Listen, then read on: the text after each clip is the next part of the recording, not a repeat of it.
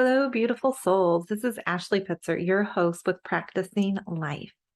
And I am going to talk about the tree of knowledge today and how I am now considering it the tree of awareness. All right. So let me just put in some disclaimers here. A, I am not a religious authority.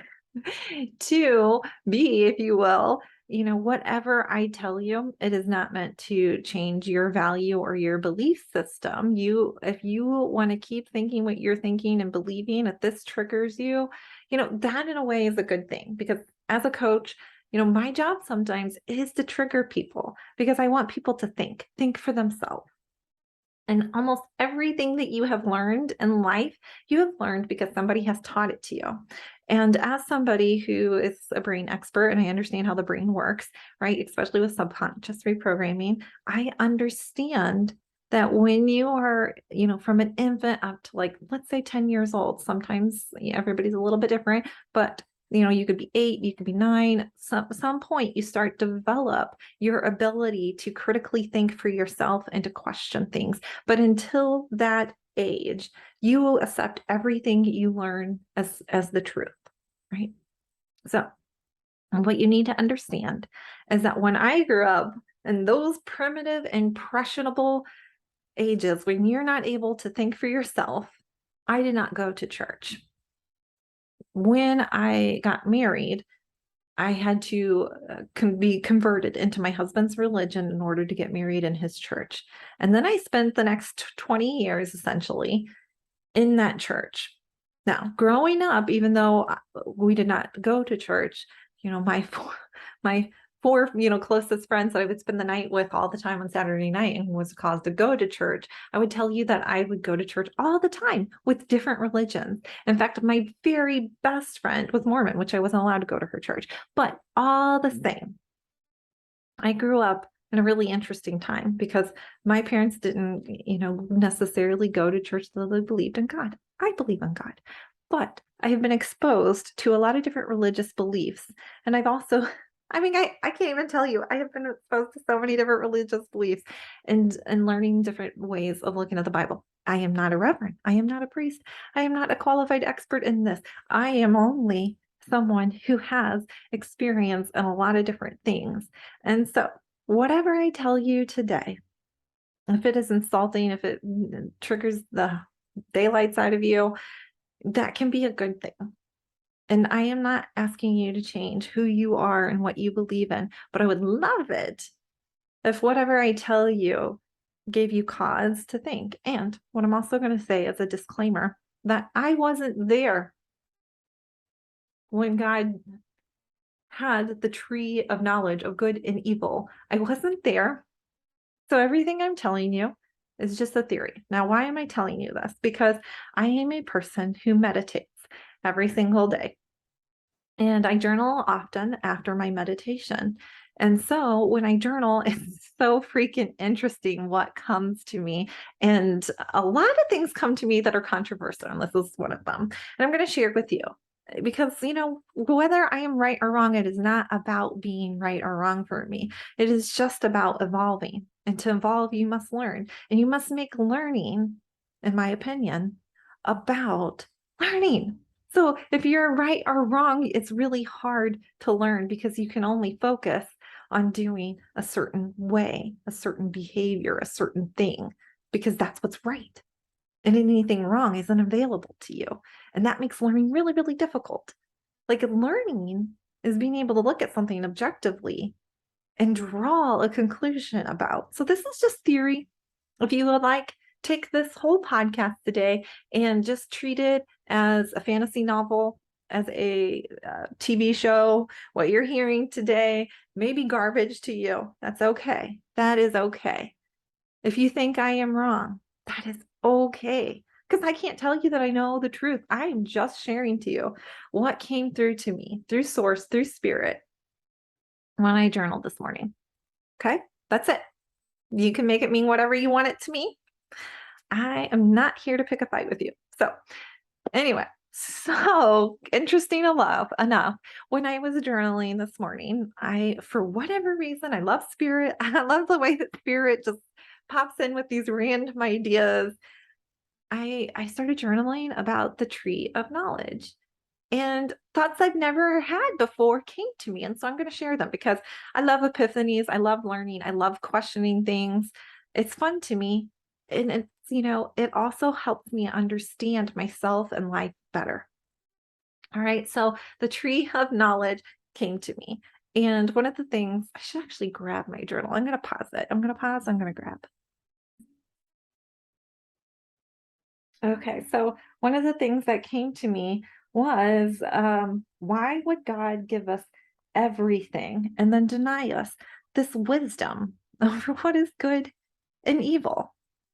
And I think this is really, really interesting, right? So everybody may have a different perception of God because there are different religions out there. And your religion isn't the only one, and it may or may not be the right one. We don't really know that. What the point is that you believe it is the right one. Otherwise, you wouldn't be following it. And so, anyway, to me, God is love, God is energy. I just, like it is so much like to me, God is a part of me. So I often use the words God, universe, source, energy, life force, whatever you want to say. It to me, inexchangeable words. And people label everything differently, but often mean the same things. Okay. So whatever it is that you want to substitute for God, universe, source, light, love, whatever you want to use, please use it. All right. So the whole point is, why would this infinite spirit give us everything in this garden except for the fruit from this one tree that distinguishes the understanding, the awareness of what is good and evil? And you know what like racks my mind now that I'm thinking about it, right? Now that I'm thinking about it, I'm sitting here thinking like, well, if Adam and Eve didn't have the knowledge of good and evil, how were they supposed to know that the snake was doing an evil act? Because they didn't have that knowledge. So how is it their freaking fault that they didn't have the knowledge? And I get what you're saying here, right? God put out his commandment. Infinite Spirit put out his commandment. We are meant to obey that without question because that's what authority is. You don't get to question it. But isn't it interesting that, God is love, God loves us, and he gives us free will, but then he took away our free will because we couldn't have this one thing that's in the middle of everything, right? So I just want you to think about this. You're all parents, right? God, universe, source, infinite spirit. He's a parent to us. Parents, do you put cookies that your kids have never had, they've never experienced? Do you put cookies in a jar and put it in the middle of your island and then tell your kids, I know that you're allowed to eat sugar cookies, snickerdoodles, you know, oatmeal cookies, but you can't have this jar in the middle of this island. I am your authority. I am your parent. You can't have it. Now, we know just by assumption, implied assumption, that Adam and Eve had knowledge. They had to have some type of a knowledge. We don't know how much knowledge they had, but they had enough knowledge to be able to name every single plant and animal out there, okay? Like they had enough knowledge to do that. Well, my kids have enough knowledge to name their baby dolls whatever, right? I understand. They have knowledge. Whose job is it to teach someone the difference between right and wrong? What would life be without understanding good versus evil? And why, when an infinite spirit puts something that would entice us to do something evil, which we weren't allowed to know about ahead of time, we were denied the knowledge of what is good and evil, that wasn't for us. It just doesn't make sense to me. It doesn't make sense to me. And I would have never, ever known this if I didn't journal this and spirit worked through me today. So, anyway, let me see if there's anything else I wanted to share. Why would God punish us from separating us, right? So, you know, parents, your kids, they disobey you. They get into that cookie jar. Parents, yeah, we punish, right? You didn't listen to me. I am the authority. You're supposed to do what I say. But the thing about it is, when you give somebody free will, you don't punish them for taking free will. So I understand what the Bible wants us to know. I'm sure you do too, because you're smart and you've got this figured out. I understand what it wants us to know. I understand that I've sat through different religions and different cultures, and I've learned what they want me to know too. Okay? I'm just sitting here having these weird questions pop up in my mind. So, to me, it makes no sense. And so what does make sense to me, this is where,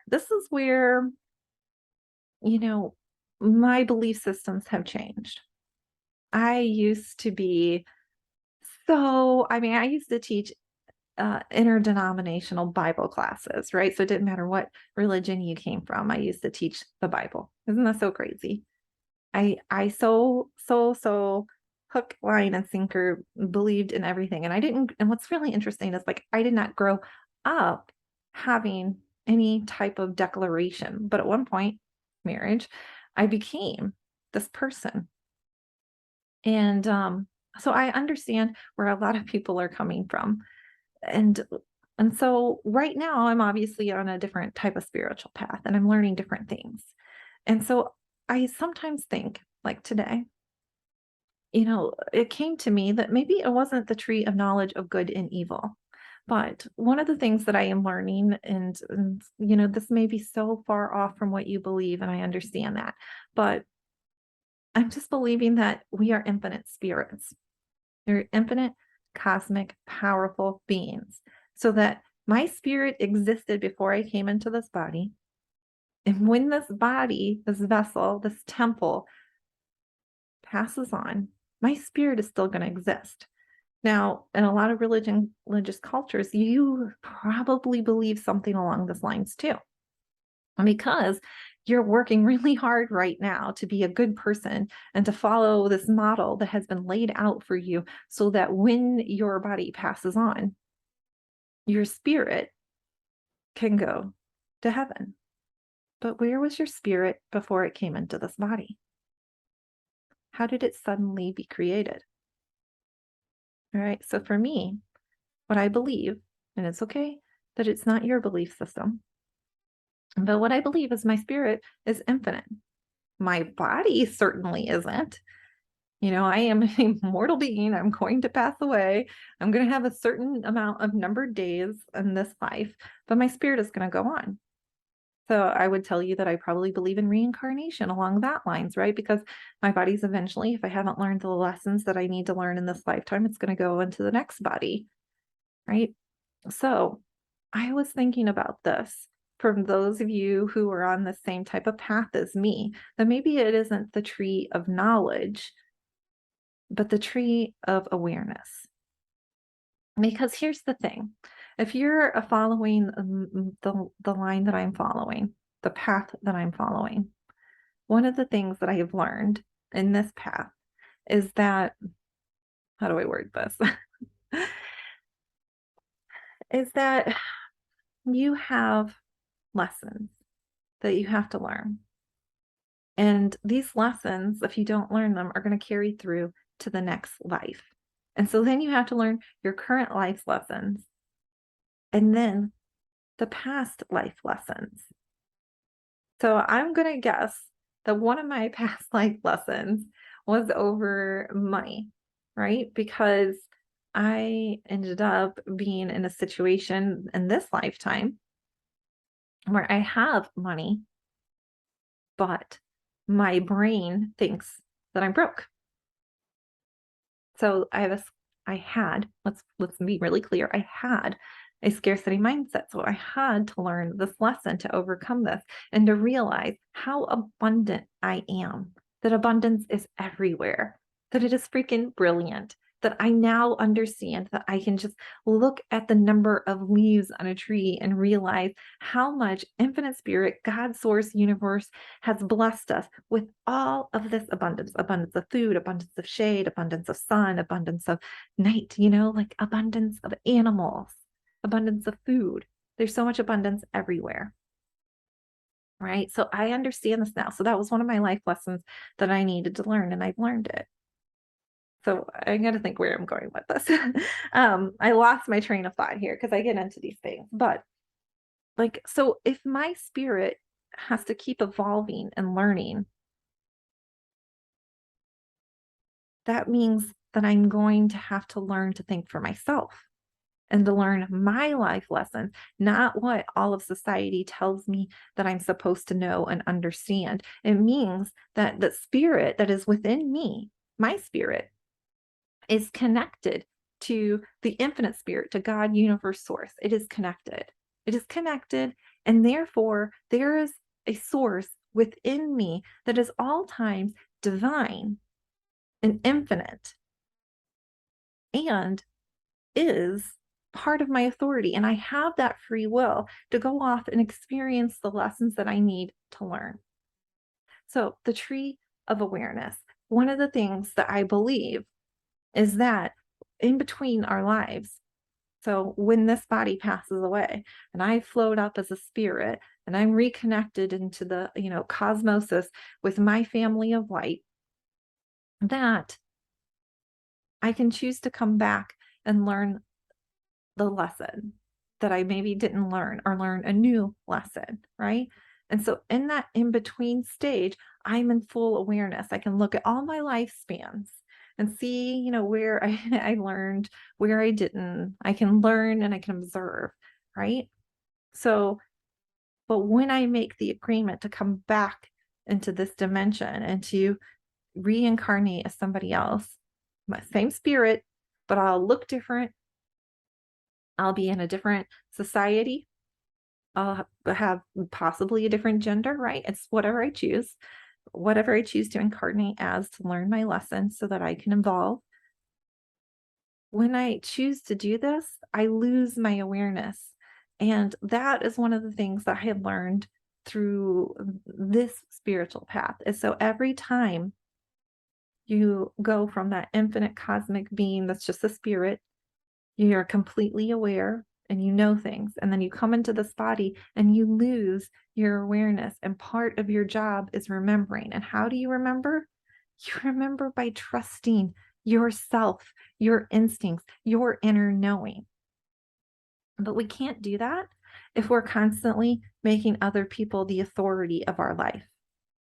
I understand that we need wisdom. There's a ton of wisdom in the Bible, tons and tons of wisdom in the Bible. Okay. We need wisdom. We need wisdom from our parents. We need them to caregive for us and to raise us up. But then at a certain point, it's our job to do the inner work and evolve, right? So it's not, to me, it's not about whether or not you're good or you're evil, right? Because to me, we are all good and we are all light, but sometimes we make decisions that work against ourselves and works against our neighbors and works against the greater good. These are our lessons, and we're meant to live this life and to experience life and to learn our lessons. I want us all to be as much light as possible. And to me, light is being filled with love and being filled with compassion. And, we're not perfect. We're not meant to be perfect. We're meant to live lessons. We're meant to make mistakes and to figure it out and to evolve and to grow. That's my opinion. That's my perspective. So let me look at my notes and see. Yeah, one of the things is how much knowledge did we have to defend ourselves against the, disguised evil snake, right? That's one of the things I journaled. So awareness. Um, yeah, one of the things that, again, I believe is that we agreed to lose our awareness to come back here and to discover who we really are.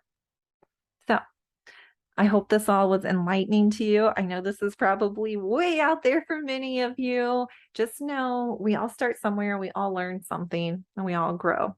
So if you've got the tree of knowledge and you like it being about good and evil, no big deal. Keep that. Keep that. It works for you. It works for you because if it didn't, you would make changes. And then, for me and for someone that's starting to realize some of the things may not make sense in your life and you're questioning things and maybe this makes more sense to you, good. I know. I know, right? Because I've gone from being an infant to a toddler to a teenager to an adult. I've changed and I'll keep changing. So I know that where I am today isn't where I'm going to be in 2 years from now. And maybe I can look back at this moment right now, at this recording, and be like, wow, where was I? What was I thinking? That is so far from what I know to be true today. And that is what perception is, right? We have a perception based on our understanding of reality and the lessons we've learned and the experiences that we had. And that's why we're all so unique. And I understand that at some point, I may have different lessons and I have experienced different things. And what I think today, I could be like, wow, I was freaking brilliant. Or I could be like, oh my gosh, what in the world was I thinking? But the point is, to me, is to learn and to evolve. And to do that, I believe you have to ask questions and you have to wonder and you have to get curious. Because without curiosity, all I'm doing is being a robot and being fed what other people say is true. And where's my inner knowing? Where's my inner trust? Well, since I've been there, I can tell you that it didn't exist for me. One of the things that my husband used to say to me is, Ashley, you can read anything and believe it to be true. And, maybe he was right. Maybe I did do that. I argued with him at the time. That's not true. But it was probably true for a lot of things. I would read something and I would absorb it. I'd be like, well, maybe that's true. So, anyway, that's what learning is. That's what growing is. It's exciting. It's new. It's different. And I don't have to be right. And I don't have to be wrong. Because for me, that's not what it is about. It is just about discovering myself, discovering life, and evolving with you guys, because to me we're one. So even if this message completely disturbs you and is just like, ooh, we're we're still one. Somewhere along this universe we are very similar in spirit and thought, because when we leave this body and we leave all of these things that we have been taught, then what really matters, right? Because one of the reasons that we have contrast with other people is because we've been taught to think and act and be a certain way. And we think that our values should be everybody else's values. And that's just not the case. And I can tell you, from being a religious person and teaching the Bible, I was certainly judgmental. So I totally understand that.